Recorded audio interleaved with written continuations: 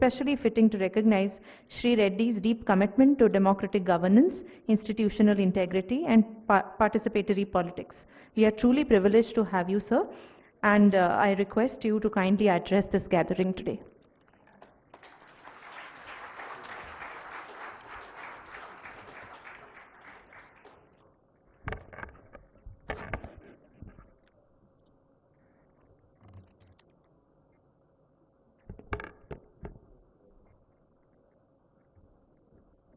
Jaipal Reddy memorial awards కార్యక్రమాన్ని ఏర్పాటు చేసిన క్యాపిటల్ ఫౌండేషన్ అవార్డ్స్, ICFI లా యూనివర్సిటీ, వేదిక మీద ఉన్న పెద్దలు, అవార్డు గ్రహీతలు, జైపాల్ రెడ్డి గారి అభిమానులు, ఒక మంచి కార్యక్రమాన్ని ఏర్పాటు చేసి ఈ కార్యక్రమానికి నన్ను ముఖ్య అతిథిగా ఆహ్వానించడం ఒక గౌరవం, గుర్తింపు. జైపాల్ రెడ్డి మెమోరియల్ అవార్డ్స్లో మాట్లాడడానికి మా బ్యాక్ ఆఫీస్ పెద్ద నోట్ ప్రిపేర్ చేసి, మనకు తెలియని వాళ్ళ గురించి, మనం తెలుసుకోవాల్సిన వాళ్ళ గురించి మాట్లాడాల్సి వచ్చినప్పుడు ఇలాంటి నోట్స్ అవసరం. జైపాల్ రెడ్డి గారి గురించి నాకు కానీ మీకు కానీ అవార్డు గ్రహీతలు పేపర్ చూసి చదివి చెప్పాల్సిన అవసరం లేదని నేను బలంగా నమ్ముతున్నా. విద్యార్థి నాయకుడిగా, శాసనసభ్యుడిగా,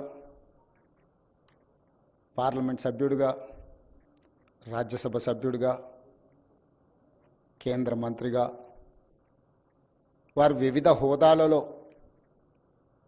ప్రాతినిధ్యం వహించి సుదీర్ఘంగా 1969లో మొట్టమొదటిసారి కల్వకుర్తి శాసనసభ నియోజకవర్గం నుంచి ఉప ఎన్నికల్లో శాసనసభ్యుడిగా ఎన్నికై 4 పర్యాయాలు శాసనసభ్యుడిగా, 5 పర్యాయాలు లోక్సభ సభ్యుడిగా, 2 సార్లు రాజ్యసభ సభ్యుడిగా, రాజ్యసభలో ప్రధాన ప్రతిపక్ష నాయకుడిగా, కేంద్ర మంత్రిగా, ముఖ్యంగా కేంద్ర మంత్రిగా వారు పెట్రోలియం శాఖ నిర్వహిస్తున్నప్పుడు ఈ దేశంలో కీలకమైన అంశాలలో వాళ్ళు తీసుకున్న నిర్ణయం కానీ,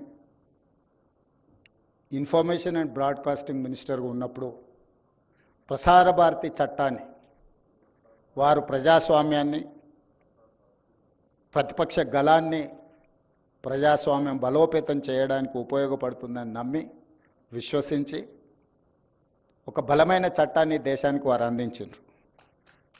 వారు ప్రజాస్వామ్యంలో ప్రతిపక్షానికి పాత్ర ఉన్నంతసేపే ప్రజా సమస్యలు పరిష్కారం అవుతాయని వారు విశ్వసించింది కాబట్టి ఈరోజు ప్రసార భారతి చట్టం ఈ దేశానికి, ఈరోజు పత్రికలకు, ప్రసార సాధనాలకు, ప్రతిపక్షాలకు ఒక కీలకమైన పాత్ర పోషించే అవకాశాన్ని కల్పించింది. వారిని అటల్ బిహారీ వాజ్పేయి గారి నుంచి మొదలు పెడితే లాల్ కృష్ణ అద్వానీ, సుష్మా స్వరాజ్ గారు, పార్లమెంట్లో గొప్పగా రాణించిన వక్తల నుంచి మేధావుల వరకు వారిని ఎప్పుడూ రాజకీయ ప్రత్యర్థిగానో,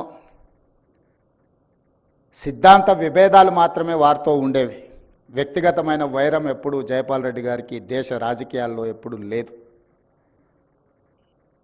వారు ప్రతిపక్షంలో ఉండి మాట్లాడిన ప్రసంగాలు, వారు విశ్లేషించిన విధానం ఈ రోజుకు పార్లమెంట్లో సెంట్రల్ హాల్లో సీనియర్స్ని కలిసినప్పుడు తెలుగు రాజకీయాల నుంచి, తెలంగాణ ప్రాంతం నుంచి ప్రాతినిధ్యం వహిస్తున్నాము అని తెలిసినప్పుడు ప్రొఫెసర్ సౌగత్ రాయ్ లాంటి సీనియర్ పార్లమెంటేరియన్స్ చాలా సందర్భాలలో సెంట్రల్ హాల్లో గుర్తు చేస్తూ ఉంటారు. బలమైన ముద్ర దేశ రాజకీయాలలో. మన రాష్ట్రంలో ఆనాడు ప్రతిపక్షంలో జైపాల్ రెడ్డి గారు ముద్ర వేసిండ్రు అని అంటే ఇది మన ప్రాంతం అనుకోవచ్చు. ఈ ప్రాంతం నుంచి 84లో మొదటిసారి పార్లమెంట్కి వెళ్ళినప్పుడు వారు దాదాపుగా 35 సంవత్సరాలు వెనుదిరిగి చూడకుండా దేశ రాజకీయాలలో వారు రాణించారు. 50 సంవత్సరాలు సరిగ్గా 69లో వారు ప్రజా జీవితంలో అడుగు పెడితే 2019 వారి చివరి శ్వాస వరకు ప్రజల పక్షాన ప్రజా సమస్యల్ని పరిష్కరించడానికి ఈ దేశంలో ప్రజలకు ఉపయోగపడే విధి విధానాలను అమలు చేయడంలోనే వారు కృషి చేసిండ్రు. వారి దగ్గరికి ఎవరైనా ఏదైనా సమస్య మీద వస్తే, ఒక రేషన్ కార్డు కావాలనో లేకపోతే ఏదైనా చిన్న సమస్య మీద వచ్చినప్పుడు మేమందరం ఆ వచ్చిన వ్యక్తికి ఆ రేషన్ కార్డు ఇప్పించడం ఎలా అనే ఆలోచన చేస్తే, అసలు ఈ విధానాన్ని సరళీకృతం చేస్తే పేదలకు ఏ విధంగా మేలు జరుగుతుంది, అసలు పరిపాలనలో తీసుకురావాల్సిన మార్పుల గురించి జయపాల్ రెడ్డి గారు ఆలోచన చేసేది. కల్వకుర్తి ప్రాంతానికి ఈరోజు విద్యుత్తు అందరికీ అందుబాటులో వచ్చింది. కరెంట్ అనేది పెద్ద ఇష్యూ కాదు ఇప్పుడు.